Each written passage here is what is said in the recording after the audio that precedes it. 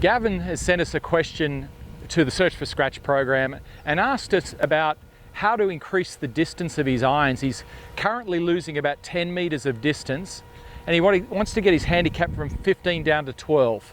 But he's thinning a lot of golf shots, and thinning means that basically he's hitting more on the top part of the ball with the bottom half of the club. So it's likely that that's happening because the club is traveling upwards as it's striking the ball. So where the equator of the ball is, the bottom few grooves of the club are striking on the equator of the ball or even above it. Now, that's usually an indication for me of someone who is over accelerating the club. So what I mean by that is the golf club is being thrown outwards, usually to increase speed. It actually works in an opposite way, but that Gavin may be accelerating the club and getting to a maximum club head velocity well before he's striking the ball. And so what happens is the club comes down, starts decelerating, and the left wrist breaks down. And as the left wrist breaks down, by that I mean that you create a kink in the wrist and the shaft, and you hit up on the ball. So what we're going to do in this lesson is I'm going to give Gavin a really good idea of how to get the golf club moving faster later in the swing.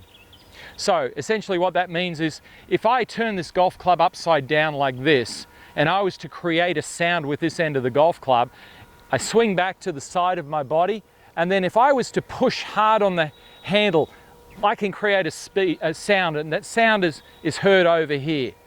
But I want to manipulate that sound so that it gets closer and closer to the ball and eventually the other side of the ball. So Gavin, you're going to practice an exercise which you can do at the bottom end of a club flipped over, or you can actually use an alignment stick or something similar. So swing to the side of your body, and then you create a sound very early so that you understand the feeling of that motion. And you'll notice when I do this, that when I stop the club, the wrist bends very quickly. And this is kind of what occurs for a lot of people that are trying to make the club go fast too soon.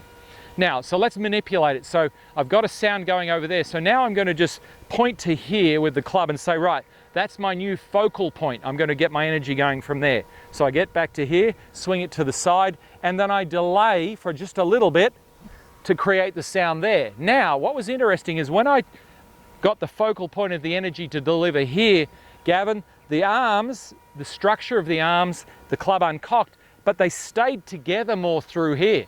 And this is important. So in other words, the structural integrity of this left arm and shaft was maintained through the ball, and we want this for solid contact. So the more I can move this focal point closer and closer to the ball, the more I'll get the structure at the bottom of the swing for hitting solid shots. That is a nice flat wrist here and a shaft and an arm more in line. I'm going to get more of that. The club's going to strike down more on the golf ball and into the ground. You'll get more solid golf shots out of the center of the club. So let's manipulate it again. So I'm at the side here. So remember, the last one was about here. Now I want to get the sound over here. And that's a little tricky, but I swing again to the side, and when you're doing this exercise, this is what you want. But now my focal point's over in front of this golf ball here. So let's give that a go. Right, and I did a pretty good job of that. So now I've got a sound more here, and my arms now got carried through this far through the stroke. This is a good sign. So remember, when I did it first and released it here, my arms did not carry the club very far through the shot. But by the time I start delivering my focal point here, my arms are carrying through to here, and I guarantee you that the ball's going to start coming off the club face better for doing that. But that's not where we want to end up. Here's the real trick to this.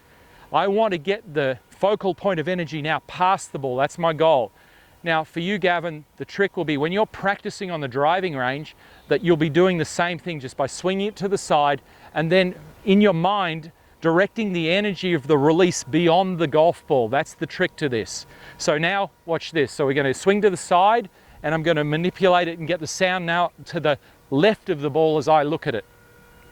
To the side, and now I get it to there. Now my arms are carrying a long way through, and look how stretched they are.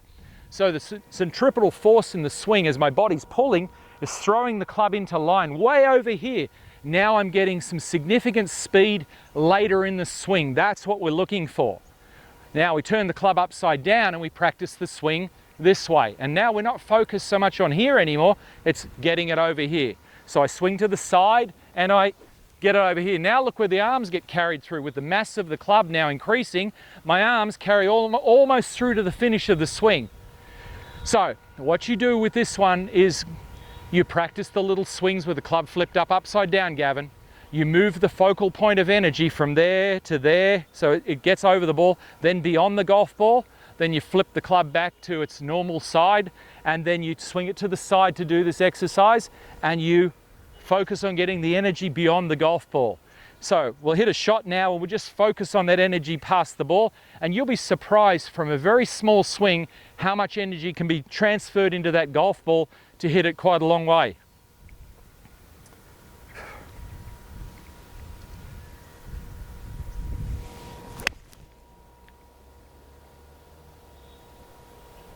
So that's a short golf swing, but an enormous amount of energy. The ball's gone a long way down there, and the feeling I had was just get the energy to release out from the end of the golf club, coming out of my body through the shaft, past the golf ball.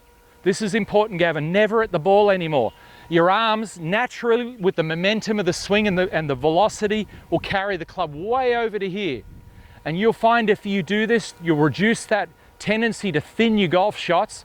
You're going to hit the ball further. It's going to require less effort, actually. You'll feel you'll be able to do this with less effort because you're just directing energy into a different place. And if you practice this, I guarantee you're going to start to see great results with your game. And send us some feedback in to Search for Scratch, because we'd love to know how you're going. Thanks very much for your question. Well, there it is. We hope you enjoyed this lesson. Remember to share any questions in the comments below, and feel free to share this video with your golfing friends. We want to help you easily and effortlessly lower your handicap by 4 shots or more. So we want to invite you to join our Search for Scratch program, which we've designed to help you find out how good a golfer you can become if you are trained with the best coaching model, practice plan and course management system, all whilst developing a champion golfer's mindset. For more information and to become another one of our success stories, visit searchforscratch.tv/Search for Scratch program, or click the link in the description below. Thanks for watching, commenting and sharing this video, guys. We look forward to supporting your golf improvement in the Search for Scratch program.